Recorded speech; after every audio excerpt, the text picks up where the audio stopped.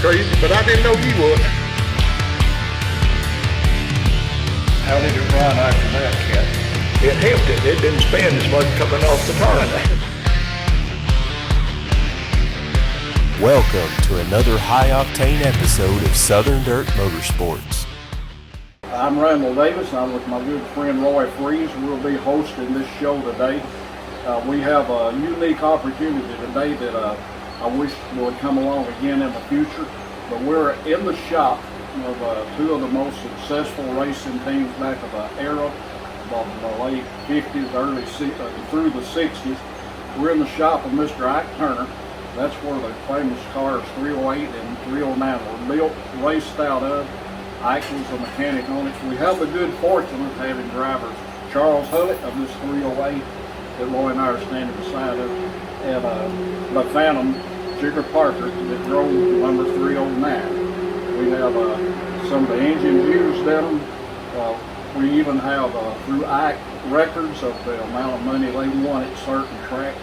He's got a scrapbook of newspaper ads, and I got to remember one of them, and I'll remind you of it as we go along.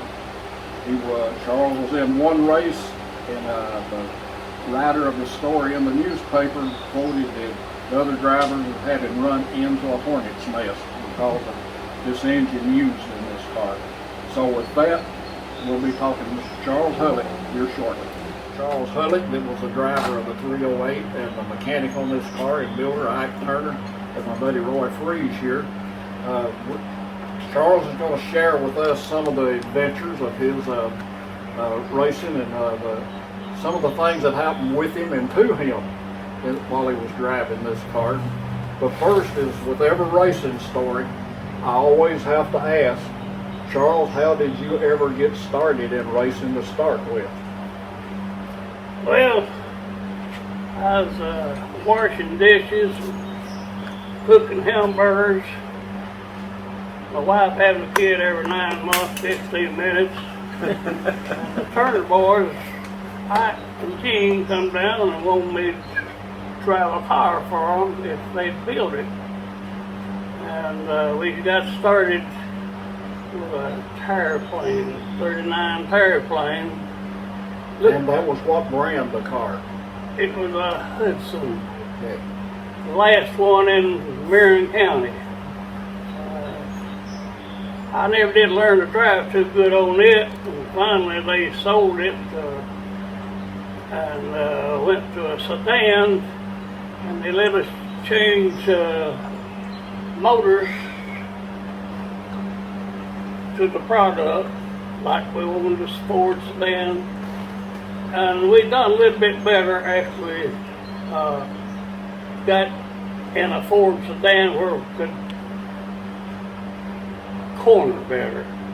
Because every weekend I'd spin out, and somebody hit me right in the radiator. We'd have to build a radiator every week. And that went on for a year or two, and finally we got from the third heat to the first heat. And I never did get to run the second heat much. Was it? Well, where was your first race at, Charles, if you remember? It would be up at the McMillan Speedway, close to home, and the one over at the old VFW? Crossing the VFW, real handy.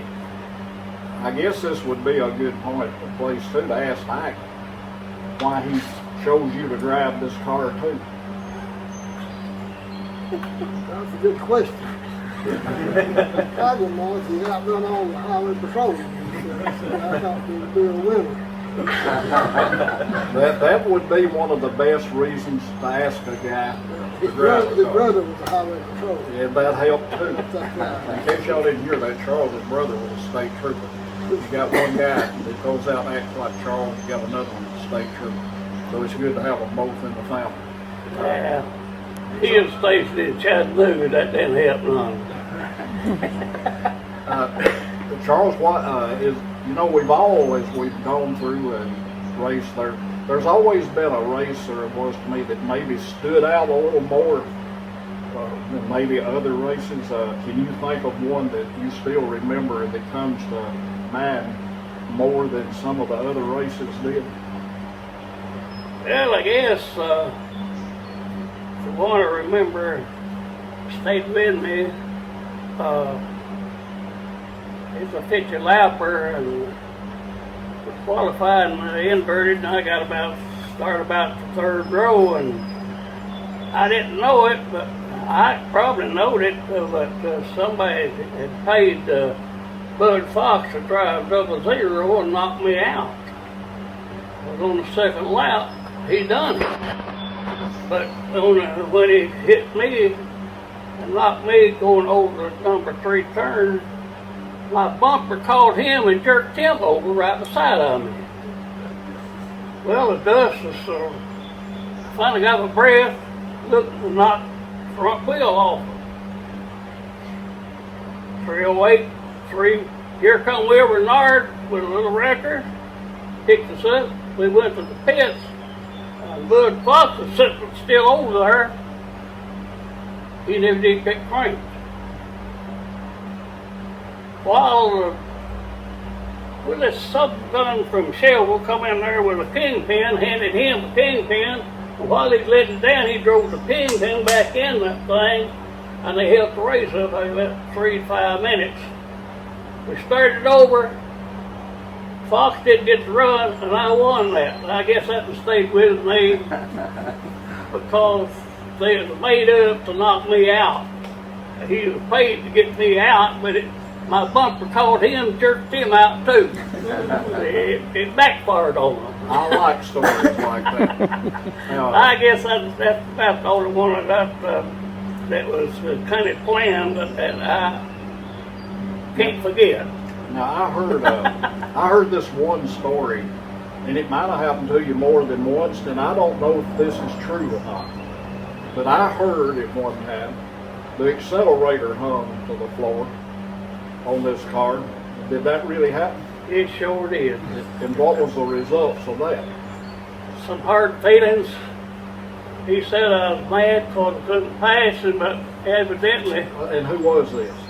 Mr. Raymond Stiles. He was a good man. And I hated it so bad. But it never did. When I hit him, it didn't come loose. It's still wide open and left the track and hit a tree about like that. And everything was dizzy to me. And the first thing I heard, Raymond was talking to Peavy. He just mad because he couldn't pass me. That wasn't true. I wouldn't have done that for $1,000, a lot of money. I wouldn't have done it for $1,000.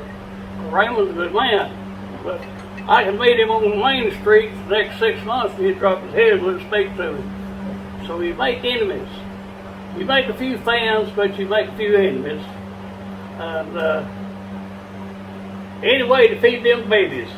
Well, I will say this, when Jigger and Charles were racing, there wasn't much left in Marshall. All the people were at the racetrack. If you wanted to rob the bank, it would have been a good time to do it because there wasn't many left here. They had a base of fans like you wouldn't believe, and it went on day in and day out. The race was never over at the end of the race. That race went on all week. If he won, I don't know that it stopped today, but Charles was one of the great ones. Now, what other track? Oh, go ahead. Talking about Chigger's 309, I think it was a 50 lapper.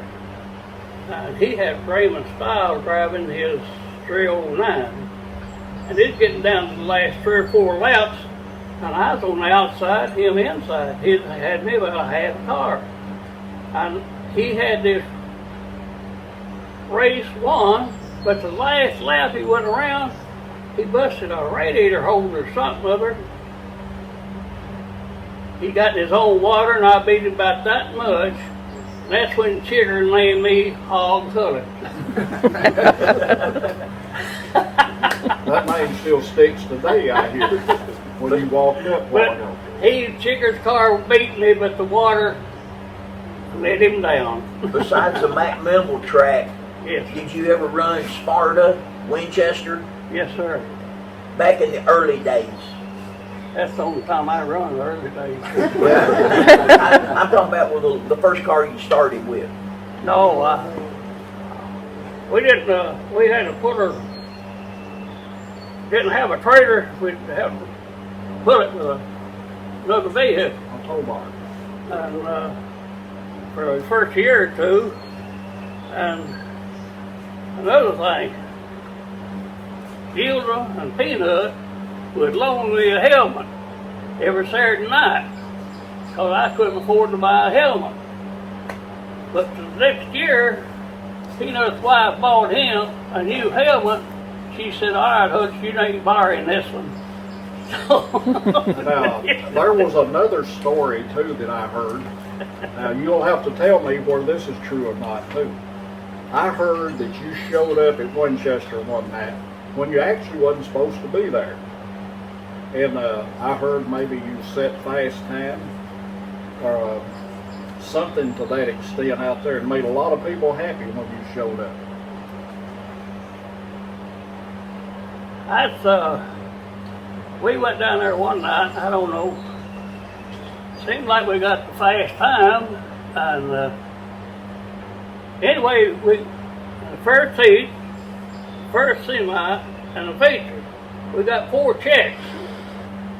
And how come you got those 4 checks? Ike Turner had all 6 a hitting and is a handling.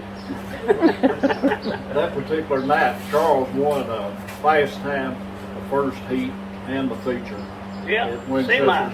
And I don't know the events about it. I just know that he wasn't supposed to be there, but he showed up, surprised everybody that he was there instead of wherever else he was supposed to be. So there were some people scratching their head when he left. Winchester had some nice people down there, and it was always good to me. We had some good drivers come over there to McMillan.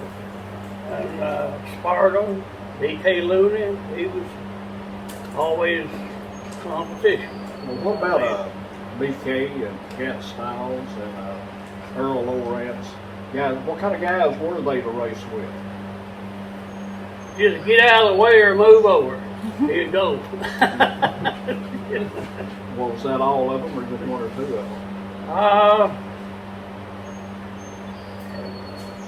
You just didn't. It can't hurt thing. Like nothing's off limits here. No. Well, did you ever, I know when you're racing and you're racing hard, you're giving it all you've got. Sometimes tempers a flare. Did you ever have any altercations at the racetrack? Not on my account. It was somebody else that's got bad feeling and like I broke my neck, jerked me out of my car. But Well, tell me what happened that night. well, Ike's motor was running on 5 cylinders instead of 6. Me and Bud Furrow was having a 10-12 lapper, and I blocked him and beat him. And I didn't think too much about it, but I was doing him dirty. I was cutting him going high and low and blocked him. And I parked in the edge of the woods, and about the time I got parked, he reached in and got me. He's a big old boy, 200 pounds. He got me around the neck, And you're still in the car. yeah, I unbuckled. He got me around the neck and jerked me out. This son of a little boy got that tall, wide shouldered, reared back and looked up at Furrow and said, picked him on the shoulder and said, "Hey, me first. Save me from getting mine." Right there in front of everybody. But he like broke my neck, get me out. Did you ever find out who the guy, anything about the guy? The last I heard from him, he was a cop from the Cow County. He must have been no karate that he could reach up and help that big man. I wasn't going to take him. Let's see, I heard about maybe this might have been at the old McMiddle track too, but maybe you actually hit a tree out there one night. That ever happened? That's it. That's when when that gas feed hung, when I hit that tree. Oh, I thought you just hit another car. No, I hit Mr. Raymond, knocked him off, and then I left the track, hit the road bed and the tree. That's when the gas feed hung. And I didn't do it on purpose. I wouldn't have done it at all. That's why they call it an accident. Raymond Stiles was a good man. What about Cat Styles? Do you ever have any altercations with Cat? You know, he was a hot shoot like Yeah. you were at the time. I had just one, but it wasn't serious. He had went to a Packard, big long motor in his car, and I tapped him. He went all the way around, and after the race, he come up and hit me on the shoulder and said, "Oh, you won, Cat." So I looked for it. "Oh, you won, Cat." Was that the Skeeter No, with this a Packard in it? That was, they put a Packard in it, but I think they got rid of it. It was too long and heavy. was, I think, the number 5 sedan that they had that. Wasn't that the number 5 sedan that they had that Packard in, Charles? Yeah, 5 or 5. It might have been 55. Yeah, It it was, was down it. uh, But well, you make a few fans, and then you make a lot of enemies because some people are not too good at sports. do you ever hear from any of those old enemies now? No, most of us are all 6 foot under. Well, you survived all of them then. Yeah. The one thing about it, I never did work hard or nothing. I just laid around and eat like 7 days a week. Charles was always one of my favorite characters at the racetrack. It was always colorful anytime Charles was around, and he was one of the better drivers in the era too. And I mean, You can lay it to this here. He's the one that kept me going. I'll just ask Ike quickly why he chose, and I'll get him into this later on, but why he actually chose a Ford Hudson engine when 95–98% of everybody was using flathead Fords. Well, cubic inches, You and at that time, the torque curve was a lot better than turn, but pulling at least a half a power length off the turn, and then if you're running 25 laps, well, he'll be in front after a while. Well, He was a good driver, and he talked like he was, real high tempered and all that, but he wasn't. He was real calm, and sometimes he'd come in and say, "Could you make it go a little faster?" I don't know if Charles will remember this, but about everybody else remembers it. There was a plug or something left out of the head of this car one night, and it wasn't in there exactly like Charles wanted it. And he said, if I get in front and that plug comes out, I'm going to keep running. Well, he did. And before the race was over, there was a piston come through the side of it. It landed in the middle of number 1 turn. You remember that, Charles? It was still red and blue hot when it come out of there. I believe that was somebody else. I remember the piston laying smoking in the red clay. And where were you about that time? I don't know who it was, but I believe that wasn't my pistol. I don't know. No, I'm not going to take the blame for that. that wasn't yours, was it? No, I don't think so. I don't believe it was, because the best I remember, I didn't get to run that day, and I was in the bleachers or in the pits and seen that pistol smoking. That's your story. You're going to stick to it, ain't you? Well, it was about pistol.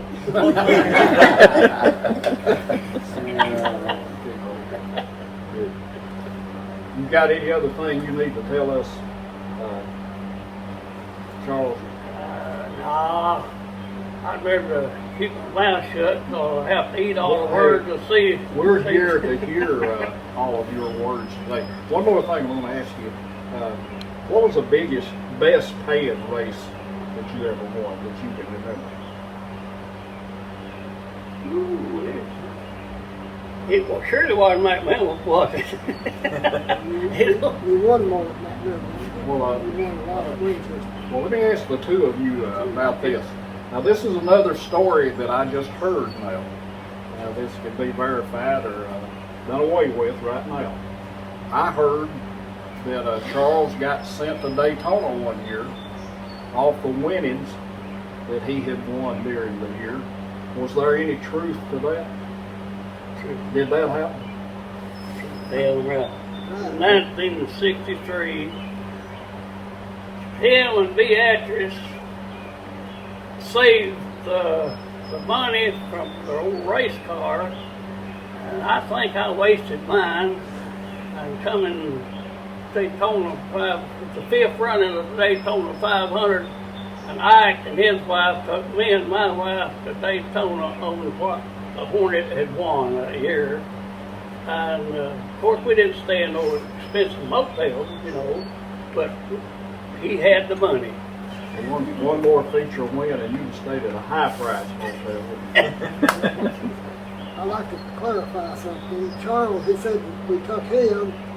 What happened, we had a good night at McMillan and won a few races, and they gave us a little envelope with a $1 bill. It cost $1 to get in, and they paid you your winnings in $1 bills.